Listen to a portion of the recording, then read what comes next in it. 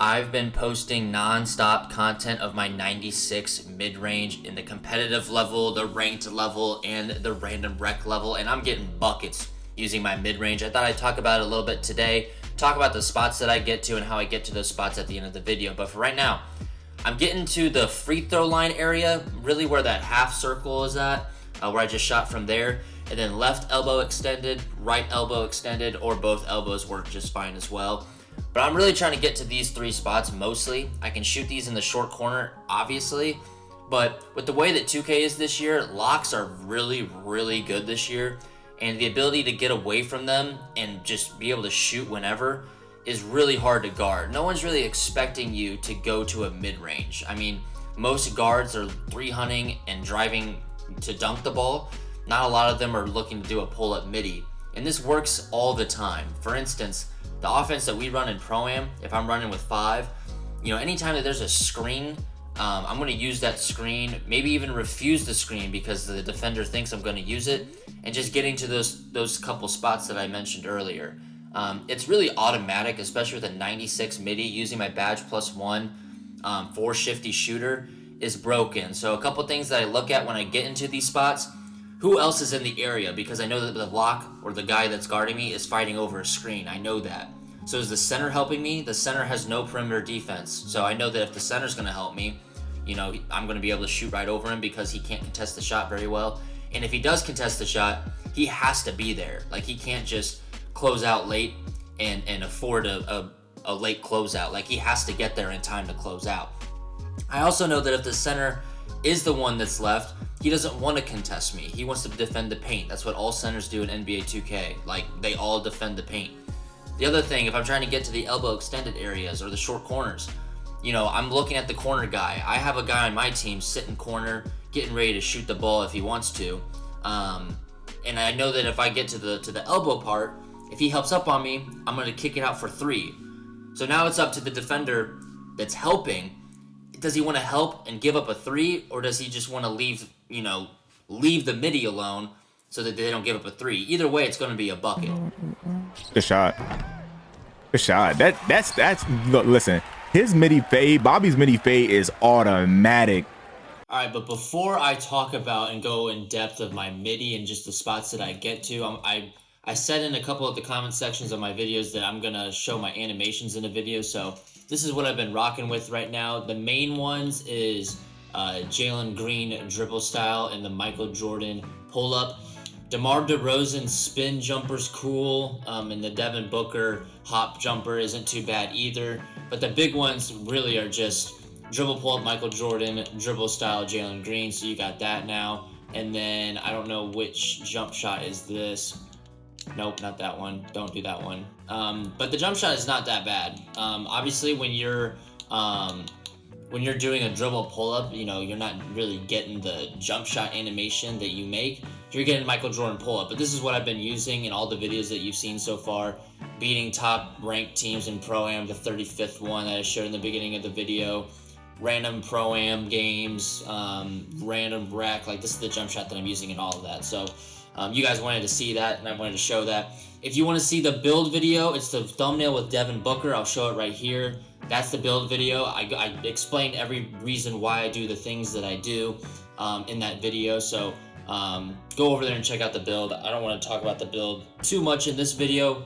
Showed you the animation. So let's just talk about now the spots in the mid-range that I'm trying to get to. So for instance, when I'm at the top of the key, all right, I want to get, really, I'm trying to get to the left elbow, right elbow, maybe a little extended. If I can just come up here and shoot, if I can just go up there and shoot like the little pull up there, I will. But that doesn't happen often where I can just go right here and then shoot a pull up. That doesn't usually happen there. So for instance, the top of the key, this is probably the best spot to do it from just because there's more space. Me personally, I just like doing it on the wings more just because I can really wiggle around the middle of the court, but the top of the key is going to just be better for all of you guys that are just trying to improve this a little bit. You need a screen. The screen is really what makes this broken, but if you don't, that's okay. The whole idea is this dribble right here. That cross launch that you're trying to see, or that you do see there, excuse me, that's what you're trying to get to. All right. The Jalen Green is a lot better to me than the Devin Booker. I think the Devin Booker, you can kind of like aim where you want to go better, but the load up to do it is a lot slower than the Jalen Green. Like this one's really quick. Like you see how quick it is. Like no matter what dribble move I do, and I'm not a dribble head. Like I just, you know, I abuse the things that a casual should be abusing. But anyways, let's say the screen's on the right side at the top of the key. Like I'm setting it up where I can cross launch and then I'll do a fadeaway. That was a 3, but you know what I mean. I'm gonna do a cross launch to the left or to the right like this. Find that spot right there, and sometimes you're gonna get slower animations, and that's okay. Don't let that, you know, don't let that be whatever in your mind. It is what it is. You're not gonna get the most beautiful like that. That's the one I'm looking for. That quick rise up. Sometimes you get it, sometimes you don't, and it is what it is when you don't. Like right there, that was quick. It doesn't really matter what animation you get, it just matters that the spot you're trying to get to. If I pull up right here, the guy in the right corner is gonna have to help if he doesn't want me to score this shot. If he helps, I'm gonna pass it to the corner, it's gonna be a wide open 3. So that's just kind of what you can do there. For instance, if the guy is helping, you can go here, act like you're shooting, and then pass. Get out of that. I know that I stopped at the 3-pointer there, but just bear with me there. 2K is gonna 2K, you know what I'm saying? So I come over here, boom, pump fake, then I can pass there, or I can just go back up into a shot. Same thing on the left side. The left side animation is not that bad. I think that's why I like Michael Jordan's fade a lot, is because the left side feels fine. Usually, like if you're a right hand dominant, your offhand fading that way feels a lot different. But this one really doesn't feel that bad.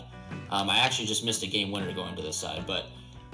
You know, it's hard. It can be hard sometimes to get to the spot. It definitely makes you fade from 3, but the theme is still the same. Set it up, come off the screen, and shoot. It really doesn't matter where you fade because the idea of a MIDDY, like if you have at least a 91 MIDDY, you're gonna have shifty on gold. Use your +1 to get that to Hall of Fame. Like your moving shot is gonna be broken. Shooting's really hard this year, but fading in the MIDDY feels unbelievable. So. That's the top of the key. Now the wing, you can kind of get a little bit more interesting with it. I'm not going to go in depth on the right side because it's just the same thing. So let's just talk about on the left side a little bit. When you're here, you know, 90% of the time your big should be setting a screen on the right side, like where the elbow is. So right here, this is the elbow, right? A little higher, yep. That's the elbow. So that's the side that the screen's going to be on, but it's going to be a little higher. It's the same thing. I'm going to cross launch, get to the middle, and I'm going to shoot that. Now there's times where you saw in the video where, you know, they're starting to play the screen, so I'll jab here, one dribble, pull, and it's there a lot. When I'm setting up from the wing, I don't want anyone in that left corner, because if someone's in that left corner, it defeats the purpose of getting to this spot over here. Alright, so now if I'm on the wing, there's pretty much an overload on the other side. Someone's probably on the wing, probably on the near the hash a little bit, and then there's someone in the corner, and then there's someone doing a pick. Now, sometimes the screen will be on the left side, and I'll come through here, and then come back up like that, and then fade. I think you saw a clip like that in the montage that I just showed. You just have to maneuver. Like I'm gonna maneuver no matter what. Cross launch. Oh, they're there. I'm cross launching again. Hey, I'm in the MIDDY. I mean, it's a broken tool to have. I think I said it in the video already, but no one's expecting you to shoot the MIDDY. They're either expecting the guard to dribble around a screen and shoot a 3 until you go under it, or they're looking to rim run. Very rarely do they stop in the mid-range. It's a very, very broken tool. I'm going to cross launch here. Sometimes I'll set it back up with another cross launch, and then I'll get to the spot again. You just have to see what your defender's doing. If he's leaning to one side, all right, I'm going to go right here, and I'm going to lay it up. No, but if they're playing to one side, like you can set it up even better. You know this guy's pushing you to the corner. Take the corner. You know what I'm saying? Give what they, like, take what they give you. You don't have to, like, that's the beauty of a MIDDY. Like, if they're playing heavy to the right side here and they want me to go corner for whatever reason and the big's there, first off, I'm going to pull on the big. And then second of all, If he's pushing me to the left, that means he's playing heavy on the right. So that means he's really chasing. I'm going to pull up. Does that make sense? Obviously, if you got questions in the comments, you can ask them. I know that I'm kind of talking all mumbo jumbo, but I think it is pretty simple. Same thing on the right side. I know I wasn't going to talk about it, but I do want to talk about it. It's the same thing right here. I'm getting to the left side. Pulling with that left side MIDDY is still as good as the right with this animation, with Michael Jordan. If the lock is playing or the guy guarding me is playing heavy to the middle because he knows that I've been getting there, I'm going to cross launch over here, maybe a little retreat dribble, set it back up, boom, and I'm getting there. All right, the whole idea is to see what your defender's doing. If he's playing heavy to one side, that cross launch going to the other side is almost unguardable. It's very broken. It doesn't take a sweat to do that. It's a very casual thing to do. It's unguardable. All those videos of the thumbnails that I showed in the beginning of the video, go check those out because I have used the MIDDY in those videos. I scored 30 plus in all of those videos against good teams, great teams, all right teams. It works against all of them. Comment below if you have any more questions. Like I said, I really do understand why it's hard to score in this game this year. Shooting's really hard, but add a MIDDY and it'll be a lot easier. Leave a like, subscribe if you're new. I appreciate the love as always, and I'll see you in the next video. Peace.